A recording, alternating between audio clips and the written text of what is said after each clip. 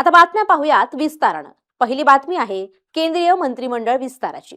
केंद्रीय मंत्रिमंडळ विस्ताराची तारीख ठरली आहे। 21 ऑगस्टला केंद्रीय मंत्रिमंडळाचा विस्तार होण्याची शक्यता आहे। काही नव्या चेहऱ्यांना संधी दिली जाणार आहे, तर प्रधानांच्या राजीनाम्यानंतर शिक्षण खातं कोणाला मिळणार याची देखील चर्चा सुरू आहे। गेल्या काही दिवसांपासून केंद्रीय मंत्रिमंडळाच्या विस्ताराबाबत संपूर्ण देशात चर्चा आहे आणि अशातच आता या विस्ताराची तारीख समोर आली आहे। सूत्रांनी दिलेल्या माहितीनुसार 21 ऑगस्टला केंद्रीय मंत्रिमंडळाचा विस्तार होण्याची शक्यता आहे। यात काही नव्या चेहऱ्यांना संधी मिळण्याची शक्यता आहे। बरोबरच धर्मेंद्र प्रधान यांच्या राजीनाम्यानंतर शिक्षण खात्याची जबाबदारी कोणत्या नेत्याला मिळणार ते पाहणं महत्त्वाचं ठरणार आहे। मुख्यमंत्री देवेंद्र फडणवीस केंद्रात जाणार का या बहुचर्चित प्रश्नाचं उत्तर देखील 21 ऑगस्टला मिळणार आहे। समोर आलेल्या माहितीनुसार 21 ऑगस्टला केंद्रीय मंत्रिमंडळाचा विस्तार होण्याची शक्यता आहे। 2024 साली मोदी सरकारचा शपथविधी झाल्यानंतर केंद्रीय मंत्रिमंडळाचा एकदाही विस्तार झालेला नाहीये, त्यामुळे मोदी सरकारच्या या पहिल्याच मंत्रिमंडळ विस्ताराकडे देशाचं लक्ष लागलंय।